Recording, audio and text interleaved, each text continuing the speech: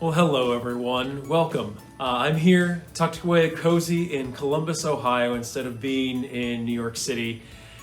I'm here with my family for the holidays, and of course I'm wearing my wonderful Santa hat here to talk to you a little bit about the history of department store Santas. Now, of course, we know Macy's as being the ultimate Santa experience. And that actually dates back to the 1860s. It was back then that they started to say that Santa would stock the shelves of Macy's with his very own handmade toys. And since then, Macy's has been known as Santa's headquarters or home to Santa Claus during the holidays when he's not at the North Pole.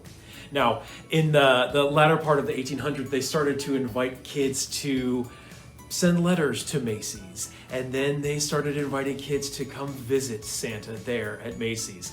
Now, for a number of years, the location of where Santaland, as they called it, got moved around. It was on the 4th floor for a number of years. It is permanently now on the 8th floor, I believe, and it is quite a spectacular feat to behold.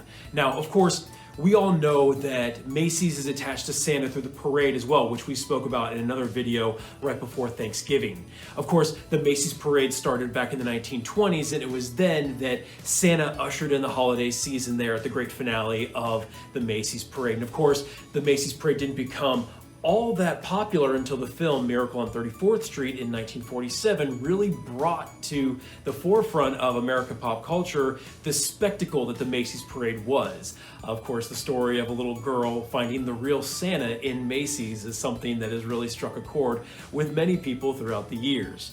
In 1948, they had the very first televised Macy's Thanksgiving Day Parade, and of course, having Santa come down there really made a difference to a lot of people.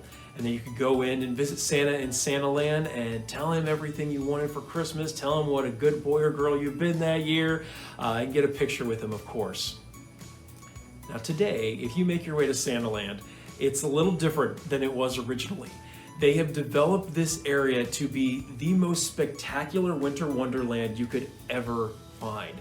It really is a true experience as it is these days. Of course, it's basically like an amusement park where you can get an express pass to go straight to Santa's door and avoid all of the wandering around the Santaland Wonderland forest that they have set up.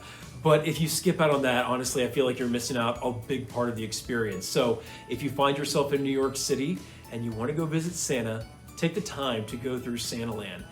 There are many different avenues you can go to get to Santa, but you will get there. You can tell the big guy what you want and get a picture. Of course, this year, 2020, is seeing Santa being represented a little differently when it comes to department stores and whatnot. Most times you're going to see that Santa's masked, and they're going to ask that everyone else is masked as well, as are all the elves that are helping out. And Santa will be sitting back on his throne about 10 feet away from a little bench in front of him where that's where kids can sit, and they'll talk a little bit, but it's mostly just to get a picture with Santa. Of course, you could always send a letter to Macy's and let Santa know what you've done throughout 2020. A number of people have actually started doing Zoom calls with Santa. I'm sure if you search on Facebook, you might find some people that are doing that. So if you still really want to see Santa this holiday season, chances are you can find one somewhere out there. Otherwise, stay safe. Wear a mask and stay socially distanced so that we can make sure we can get back to those really spectacular celebrations of being in person with Santa. Hopefully 2021 will see a little different Christmas season. In the meantime, thanks for watching and have a Merry Christmas.